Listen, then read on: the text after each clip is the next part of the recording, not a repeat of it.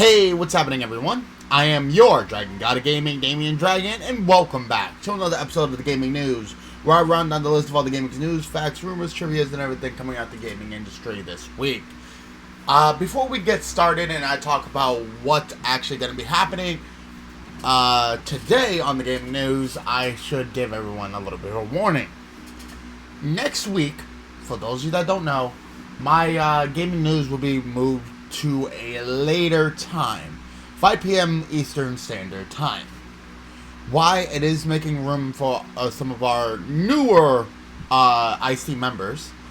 So, if you guys are going to be wondering where the gaming news is at next Sunday, it will be at a later time, 5 p.m. Eastern Standard Time. So, my scheduling will work around that. My normal Damian-Dragon plays every Wednesdays, which is right now Devil May Cry. The episodes will be going out at the exact time, 12 p.m. Eastern Standard Time, the normal time. But this will be the only one that is moved for a good reason. So, with that being said, I just wanted to throw that out there so everyone won't be, asking where the gaming news is. It's just moved to a later time period. So, 'tis okay. It will still be happening every Sunday, but at 5 p.m. Eastern Standard Time this coming Sunday. So, without further ado, today what we got in store is we got something on the New World Gaming, which you're going to want to listen to. An SNES RPG, which is giving out money for certain things. Ooh. And we have something on Pax South. Now, this is a little bit weird because I normally don't do this, but normally I have something like that has to do with the gaming world, and but this is more helping the gaming world. So, listen up and listen quick. So let's get right into the news. And our first order of business, New World. Now, for those of you that don't know, New World is a new RPG that has came out. But there's a very big glaring flaw. And this is coming from PCGamer.com. This is written by Jody McGregor. And they write, New World is not client authoritative. Amazon says, claims that exploits were possible because of reliance on client-side data have been disputed. An invulnerability exploit was recently discovered in Amazon's massively multiplayer colonialism simulator New World. Though it's now been patched, the simple trick made players unkillable when they moved the window New World was running in. This started a conversation about whether the exploit worked because New World was client authoritative, that it was trusting the game client's version of reality over that of the server, which would be a significant flaw. Though the initial viral Twitter thread about this has since been deleted, others elaborated on it. Amazon has now posted on the New World forums to explain that New World is not client authoritative. Community manager Alexandra writes, from a simulation standpoint, New World is entirely server-based. Inputs from the client are fully animated on the server, and only after the animation is complete does the information get sent back. We don't shortcut or roughly compute this, Alexandra writes. We do full physical details for all such actions upon receiving the outcome. Either hit or miss, the client will adjust its visual display to match what the server has determined. There are some client-side tricks we use here to stretch the animation while the client is waiting for the server answer, but the outcome is always based only on the server answer. The rubber banding experienced by lagging players certainly suggests that the server has authority, but why didn't that prevent the invulnerability exploit? Because of a bug apparently, and one that was soon fixed. We did have a bug, the post continues, in which, given certain circumstances, we were waiting server-side on input from a client before processing through to outcomes. Combined with an intentional weapon effect that allows for brief invulnerability, this created a situation where players could reach an invulnerable state and prolong it by making the client unresponsive. Even though the client has no say in damage, both damage the player creates and damage taken by the player are computed server-side based on the result of physics simulation plus game rules. This was a particularly bad bug given our server-based simulation, and we apologize for that. We corrected the bug in code on the same day we learned about it, then tested to make sure nothing unintended came out of those changes, and published the fix immediately after that. New World has had a rough time of it lately. Amazon just had to deploy a fix to prevent the issue where players were able to post links and images in chat, which could even cause crashes, and has got problems with bots hugging crafting materials as well. That is pretty telling. First off, an invulnerability exploit is actually pretty freaking bad for a massively multiplayer online, role-playing game. If you can take damage as a player character and basically you're basically screwing with the game to make sure that you don't die, that's wrong and you should feel ashamed. Like, let me go on a small tangent here. I don't normally, but I want to here. I don't understand. I don't understand why people do this. I do not care if I die in a video game. I don't. No reason why I should care. In all honesty, dying basically says, hey, I'm learning from my mistakes, and I'm trying to work my way through it. You know what I mean? So there is no reason why, you should be, trying not to die. It doesn't look good. And it doesn't matter whether you die or you don't. The only thing is that if you get better, then it is what it is, You can't fix that. You can only fix yourself. And if you're attempting not to die, then what's the point? There's no growth. That basically means you're still gonna suck at the game regardless. There is no winning for you. And if you're one of the people that does do this, and you say, hey, it's to make sure that I look better, you're not. You're pissing off other players, and frankly speaking, you're a bit of a douche. And you should feel fucking ashamed of yourself. Just being real. So I'm just saying, if you're gonna exploit the game and basically rub it in other people's faces of their good time, yes, some players are gonna be better than you. Always. Always, always, always. There's always gonna be a better player. I call myself the Dragon God of Gaming. Just saying that. I think I'm pretty good at most games. But am I the best at all games? No. Never have and probably never will. And to be honest, is that bad? No. Do I like to be able to improve myself and maybe make myself in that upper tier? Yes. It works. So I'm just saying, as a PSA to everyone who's watching, it doesn't matter if you start out sucking. You do not need to be a god of gaming at the first time you play a game, or the 50th time you play a game. Learn from your mistakes, figure out where you went wrong, and fix it. And then you will be better. Take a look at any of my Devil May Cry videos that have been coming out recently. I sucked at the game. I sucked, and yes, I looked at a strategy guide, maybe. Yes, I looked at a strategy guide. But did I cheat my way into winning the match? No. I seen where I was going wrong, and I fixed my strategy.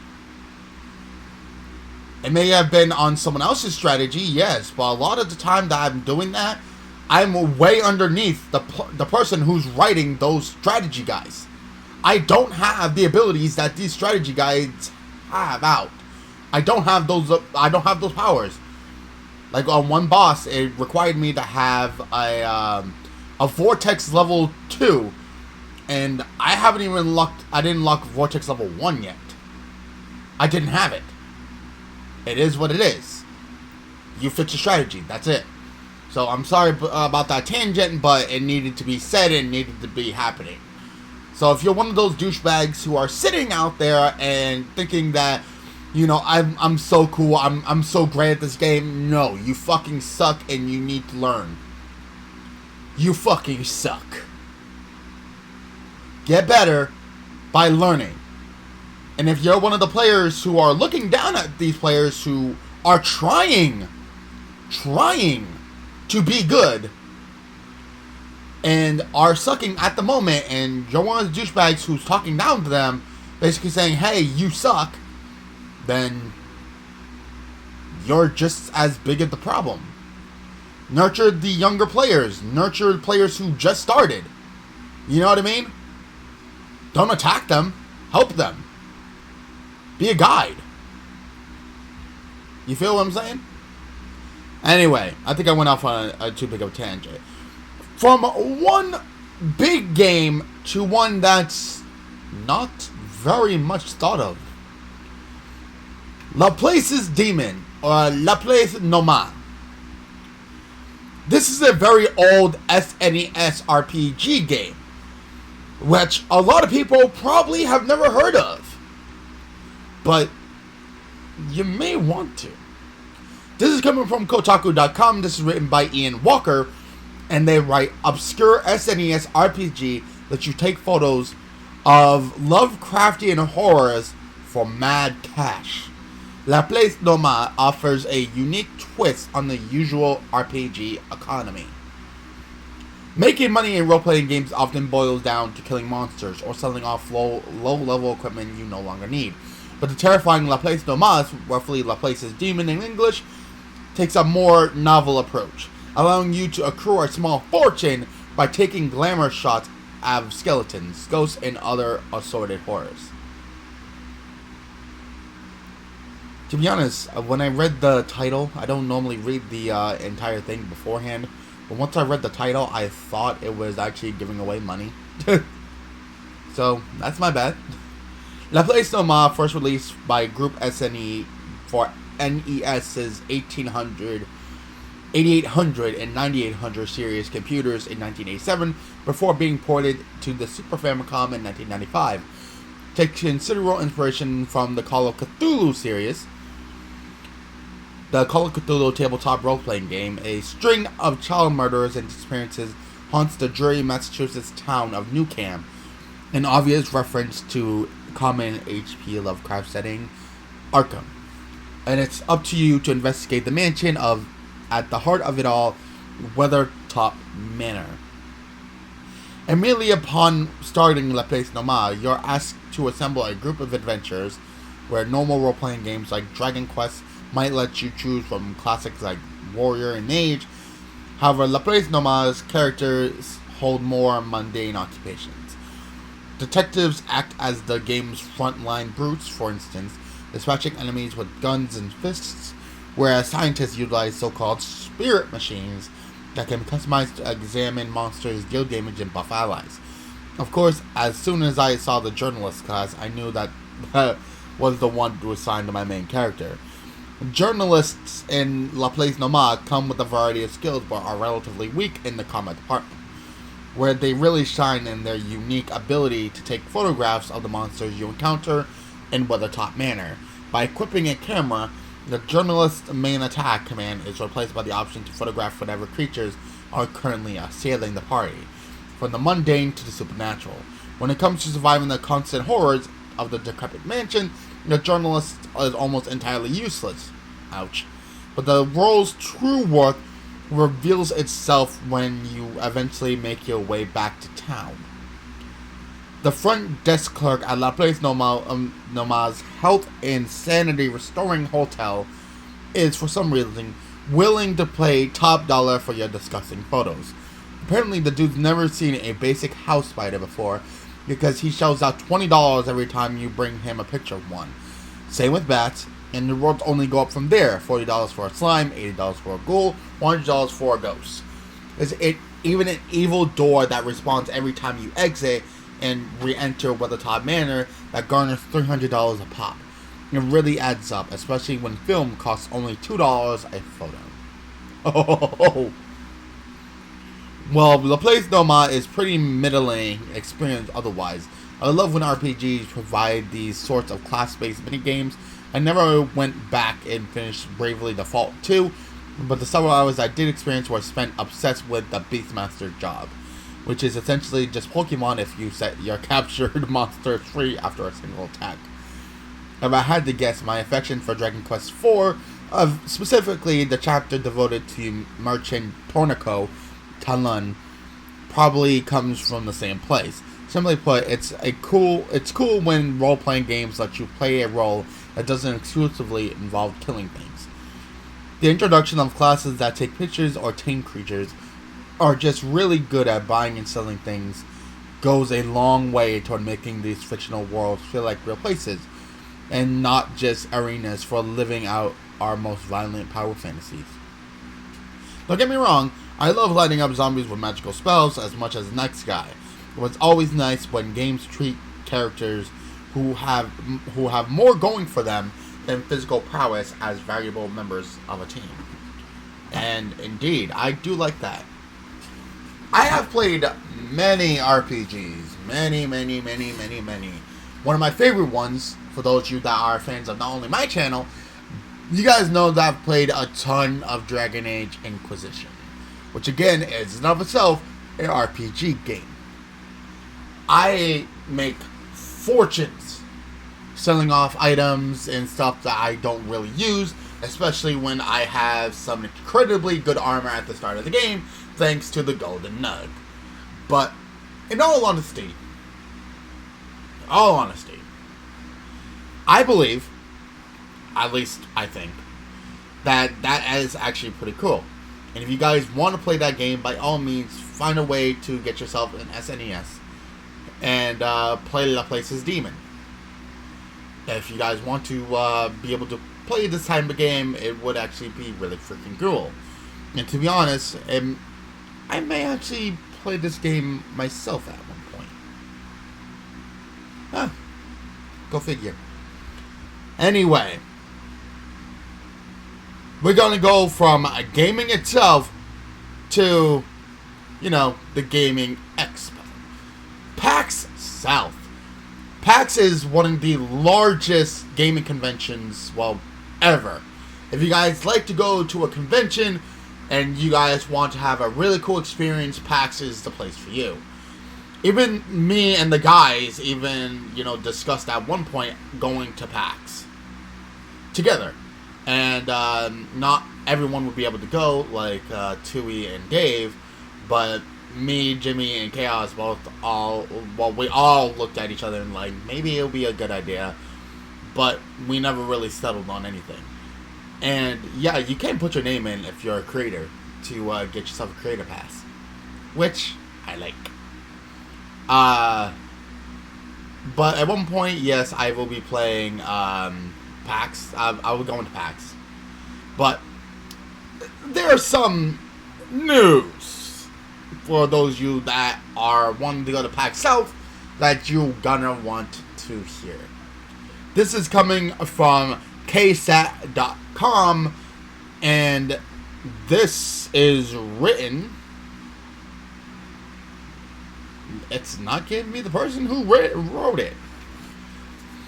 So they write, Gaming Expo Pax South won't return to San Antonio for foreseeable future, officials say. The 3-day expo is permanently canceled due to impacts from the pandemic and lack of growth. San Antonio.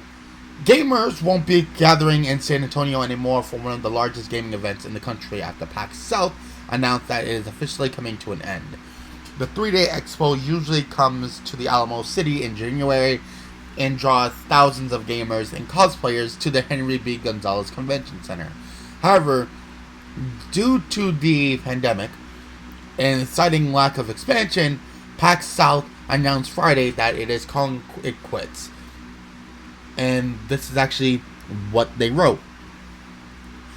When the first PAX was held in 2004, we expected at most 100 locals to show up. Never in our wildest dreams did we anticipate more than 3,000 passionate fans to arrive, or for our one-time event to turn into a series held in 5 cities. Let me zoom in a little bit so I can read it a little more better without destroying my eyes.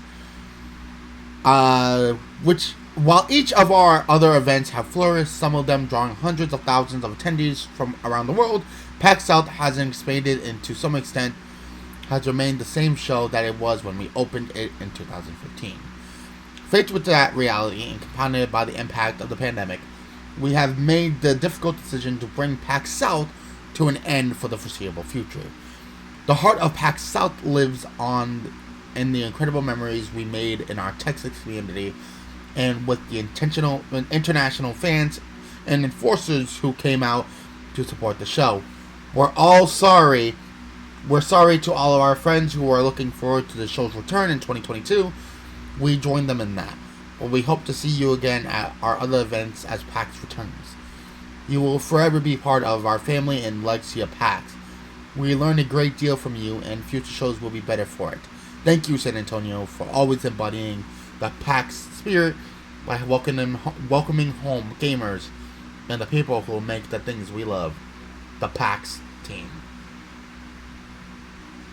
Yikes. PAX South began holding its Gaming Expo 2015. However, the company said, well, while some of its other events seem to grow and draw even larger crowds, PAX South remained the same each year. While each of our other events have flourished, PAX South hasn't expanded to, well, some extent has remained the same show that it was when we opened in 2015, the company said in that statement. Faced with that reality and combated, yep, we just read that, PAX South will end for the foreseeable future. And they did say they're sorry. PAX does have other events planned, though it's unclear if any of them make their way into San Antonio. You can learn more about PAX happening on its website. Oh, the author was named Cody King. Thank you. That's all I needed to know. So, for those of you that are in Texas, I'm sorry. I know that was a big thing in the Texas area when PAX South came to town, but wow. I didn't think they were gonna, sack off the entire convention of PAX South. Damn. Well then. I'm sorry for everyone who is a PAX goer around San Antonio, and I apologize for those of you that were, waiting to get to PAX South. So, I don't know what to say, but I apologize, and very soon I hope that another PAX comes to your town. But hey, is what it is for now. PAX is still a growing community, and hopefully, very soon, maybe they'll bring back PAX South. They said for the foreseeable future. They never said anything about never bringing it back. It's just ending for the foreseeable future. So it's not. It's probably not going to stay gone forever. You know what I mean? So it could just come back at a later time. But that is it for the gaming news today. Ladies and gentlemen, thank you guys so much for watching. Thank you guys so much for listening. You guys have been awesome. As I said at the beginning of this episode, next week you guys will be seeing the gaming news at a relatively different time. The executive decision was made to put my gaming news back a little bit farther on the time slots for Sunday to make way for one of our newer IC members. And you want to know something? I want to share the love. So At my normal time slot, you will see a gaming video, and to be honest, I think you guys should go check them out. I'm not at liability to tell you guys what it is right now, but go show them some love, and I can guarantee you it's going to be really fun. So, it doesn't really matter what time the gaming news comes on at any given time. I'm just very happy to have my time slot and where it is, and as this is the longest running series, it still has its love. So, at least my stuff is not going to be getting rid of entirely, which was I think another idea on the card. But it didn't happen, so I'm actually very happy that it went out the way it was. So, the gaming news lives on as well as it should. So, ladies and gentlemen, thank you guys so much for watching. Let me know, what would you go to PAX as if you guys were cosplayers? I don't personally do cosplaying. Actually, my brother's into it, but I'm not. Personally, I don't mind. If you guys don't know, I really don't mind cosplaying. To be honest, I really like the look of a lot of the costumes that people wear. I get a kick out of it. I like it, but not everyone likes it. It is what it is. You can't win them all. But if you guys are cosplayers, let me know. Actually, to be honest, let me know what kind of cosplaying moves or cosplaying costumes you guys have gone as, or some that you guys want to go as. I want to know. Also, would you guys actually try out the SNES La Place Doma? Let me know. I'd also like to hear that. Also, wow.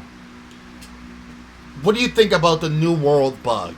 And are you guys enjoying any of Amazon's new gaming frontiers? Let me know. Anyway, until next time, ladies and gentlemen, I do hope you guys have a lovely day, but it's time for us to end off. You guys know the deal. You guys know my squeal. Down in the description down below is all of our lovely and beautiful content creators.